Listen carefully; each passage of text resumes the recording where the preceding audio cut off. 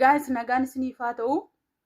Viidiyoo kana otoo koppii linkii share hin godhin biran darbina. Keessumaa share otoo hin godhin biran darbiin har'a manni koo nagaadha, manni nani jiru nagaadha jettee istee yoo darbite Itoophiyaa jettee Itoophiyaawii waan himattuu fi wanti ijoollee kana irratti ta'e sirriitti ta'uunsa waan hin oolu shakkii waan hin oolledha shakkiin qabu waan ta'eef jechuudha.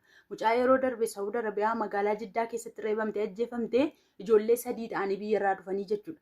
Sadan isaanii biirooma kana jechuudha. Biirooma Jiddaa galanii 3 keessaa tokko reebamtee ajjeefamtee tokko immoo du'aaf jireenya gidduu iddoo isheen galteetti reebanii hamma reebanii fincaan qabachuu dadhabdee hamma sammuun ishee waa yaaduu dadhabuutti tumanii du'aaf jireenya gidduu too isheen jirtu akka du'aatti biyya galchaniitudha jechuudha kan isaan jiran. Tokko immoo lubbuudhaan jirti waaqayyo ishee gargaaree guyyaama du'a isheetu hin geenyeeyyuu isheen maatiitti dawwaleenani haala gaariirra jiran jedhaati.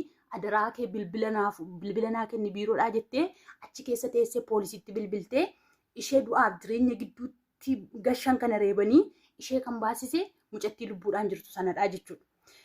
Waa'ee kanaas miti anaan kan na dhibuu jechuudha. Wanti biiroorraa ijoolleen keenya afaan hiikna jettanii lammiin Itoophiyaa nu gochaa jirtanii wanti isin nu gochaa jirtan qottoo mukaan goonee jechuudha. Ani intalli Duulaa Tamasgeen garuu yoo waaqayyo na gargaare jechuudha isinirratti hojjechuuf qophii jiru hundumaa xumureen jira jechuudha. Isinirratti hojjechuuf qophii jiru hundumaa xumureen jira. Kan adaraa keessan waan biraan aan godhina. Laayikii keessanis koomentii keessanis hin barbaadu. Viidiyooma kana sheer naa godhaati peejii qabdan irratti naa maxxansaa jechuudha. Kan mucaa eengadda duute sana ajjeesisee lammii Itoophiyaa akka ta'e nam tokko quban qabu jechuudha. Afaan hiikta jedhamtee qaxaramtee biiroo sana keessaa kan hojjettu kan ergamtu jechuudha.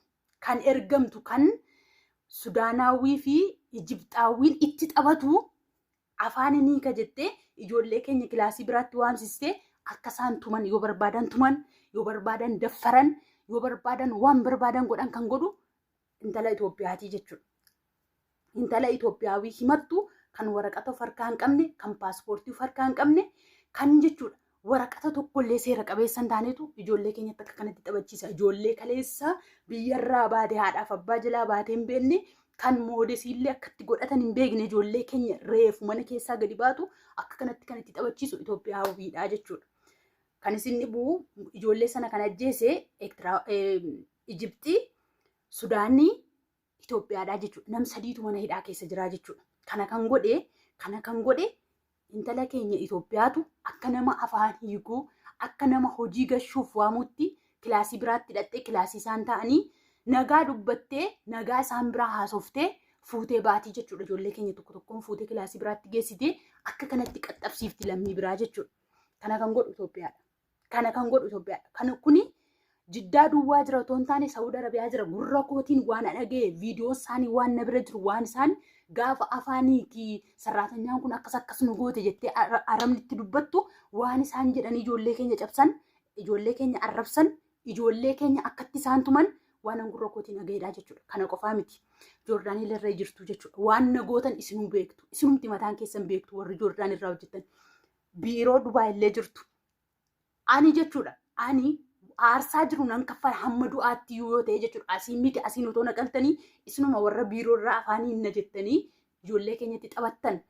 Arabarra darbitanii Sudaanaawwii ishee akka saree jechuudha. Ijibxaawwii ishee akka saree kadhattu jechuudha. Ijoollee keenyatti taphachiisaa jirtu mini ani sinirraa gadi hin ta'u. Ani sinirraa gadi otoo hojii koo laalu ijoolleen badiin irratti isin geessiftan sana irraan hin geessanii tokko keessan hin funaansisa. Yoo naa danda'ame yoo waaqayyo na gargaare tokko keessan hin funaansisa. Naan danda'amu taanaan immoo waan naa danda'amu isinirraa gadi hin ta'u. Tokko keessan immoo footoo keessan gadi hin baasa. Viidiyoo kana sheer koppii linkii naa godhaati qaama dhimmisaa laallatu biraan naa ga'a.